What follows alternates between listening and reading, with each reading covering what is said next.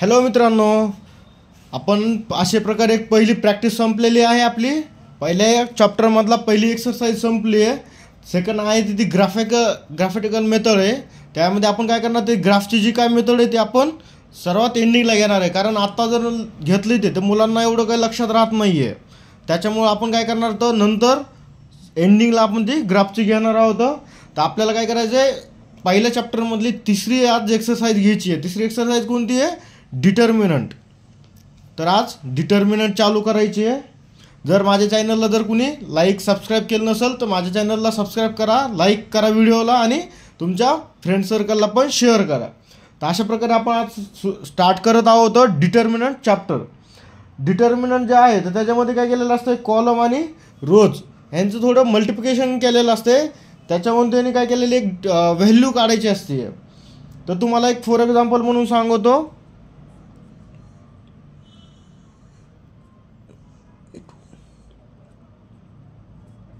हा झाला तुमचा डिटर्मिनंट. हा किती झाला आहे? 2/2चा. तर ह्याला काय म्हणायचं? रोज. आणि ह्याला काय म्हणायचं? कॉलम. तर ह्यांनी काय केलेलं असतं, हा डिटर्मिनंट सॉल्व करण्यासाठी क्रॉस मल्टिप्लिकेशन केलेलं असते. म्हणजे काय केलेलं, A1 गुणिले B2. तर फॉर एक्झाम्पल आपण काय करू, A = हा आपल्याला डिटर्मिनंट दिला असा कन्सिडर करू होता. तर A = A1 गुणिले हा B2 मायनस A2 गुणिले B1. तर ही झाली याची व्हॅल्यू. तर हा जी डिटर्मिनंट आहे हा काय, 2/2. जर फॉर एक्झाम्पल जर असं असतं A1 A2 A3 B1 B2 B3 C1 C2 C3, तर हा काय झाला तुमचा 3/3चा. म्हणजे 3/3 म्हणजे काय असते, 3 रोज आणि 3 कॉलम. 2/2 म्हणजे काय असते, 2 रो आणि 2 कॉलम.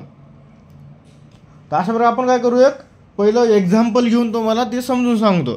तर A = 5 7 3 9 हा झाला तुमचा डिटर्मिनंट. तर याला सॉल्व करतो. आता आपण काय केलं होतं, सुरुवातीला ही व्हॅल्यू गुणिले ही व्हॅल्यू घेतली होती. म्हणजे 5 गुणिले 9 मायनस पुन्हा ही व्हॅल्यू गुणिले ही व्हॅल्यू म्हणजे 7 गुणिले 3 9 × 5 = 45 मायनस 7 × 21. तर 45 मधून जर 21 गेले तर किती राहते, तर 24. तर A = ही तुमची फायनल व्हॅल्यू आलेली आहे. तर अशाच प्रकारे आपण काय करू, तर दुसरा एक प्रॉब्लेम घेऊ होता. B = -8 2 -3 4. तर आता हा काय करायचा आपण, -8 गुणिले 4 मायनस 2 गुणिले -3 8 × 32. पण ह्याच्यामध्ये काय केलं यांनी, मायनसचं साईन लावलं आहे. तर मल्टिप्लिकेशनमध्ये मायनस प्लस मायनस होतं आणि मायनस गुणिले मायनस प्लस होतं, प्लस गुणिले मायनस मायनस होतं. म्हणजे 8 × 32 कसे मायनसमध्ये, मायनस 32 6. पण इथं कसं -3 होतं. -3 जर 2ला गुणलं काय होणार, -6. तर -32. आता इथं मायनस गुणिले मायनस म्हणजे मायनस मायनस प्लस होतं, +6. म्हणजे 32 मधून 6 गेलं तर काय होणार, -26. कारण मोठी संख्या कोणती, मायनसची आहे, त्याच्यामुळं मायनस. आता आपण काय करू, तिसरं एक घेऊ. तर B = 2√3 2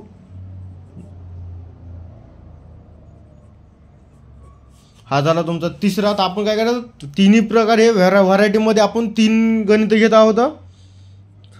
तर सुरुवातीला आपलं काय, 2√3 गुणिले 3√3 मायनस 2 गुणिले 9, तर 3 दोन्ही 6 गुणिले, तर अंडर रूट गुणिले अंडर रूट, म्हणजे रूट ज्यावेळेस 2 रूट मल्टिप्लिकेशनमध्ये येतं त्यावेळेस ते रूट उडून जातं, म्हणजे काय राहणार 3 मायनस 9 दोन्ही 18, तर 6 त्रिक 18 मायनस 18, तर 0. तर बीची व्हॅल्यू काय आलेली 0 आलेली आहे.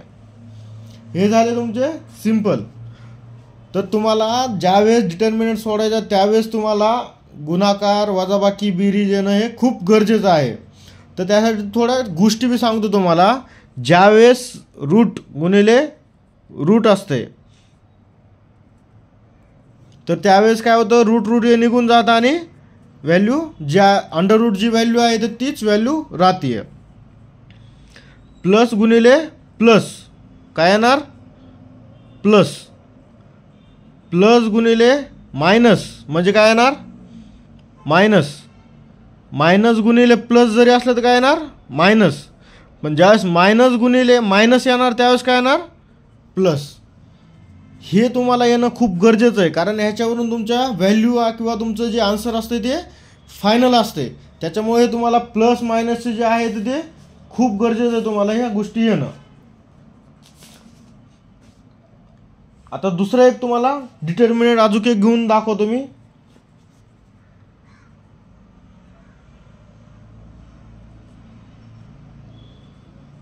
डी इक्वल टू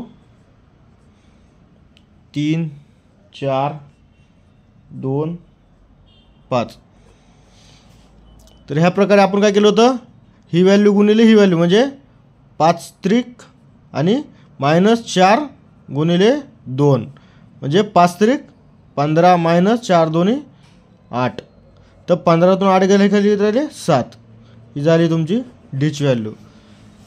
अशा प्रकारे एकदम थोड्या गोष्टीहून आपले आन्सरसुद्धा चुकू शकतात. त्याच्यामुळं तुम्हाला हे माहीत असणं खूप गरजेचं आहे आणि हे सुद्धा माहीत असणं खूप गरजेचं आहे. तर आपण काय करणार आता, इथं हा तुमचा डिटर्मिनंटचे एक्झाम्पल मी सॉल्व केले आहेत. त्याच्यानंतर आपण जे पुढचा एक नेक्स्ट व्हिडिओ टाकणार आहोत त्याच्यामध्ये काय करणार आपण क्रॅमर्स रूल यूज करणार आहोत, जेणेकरून की तुम्हाला जे इक्वेशन दिलेलं सायमल्टेनियसली इक्वेशन दिलेले तर त्याच्यातून तुम्हाला व्हॅल्यू घ्यायचे असतात आणि डिटर्मिनंटमध्ये मांडून एक एक व्हॅल्यू फाइंड करायची असतात. जसं की एक्सची वायची व्हॅल्यू तुम्हाला फाइंड करायची. तर आपण काय करणार तर नेक्स्ट व्हिडिओमध्ये ते अपलोड करणार आहोत. जर तुम्हाला माझे व्हिडिओ जर आवडत असतील माझ्या चॅनलला सबस्क्राईब करा, शेअर करा, तुमच्या मित्रांना पण पाठवा.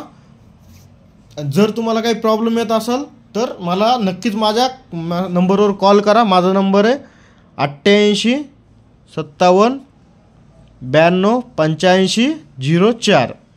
माझं नाव आहे Shelke Amar. Thank you for watching video. नक्कीच पुढच्या व्हिडिओला भेटूयात. थँक्यू.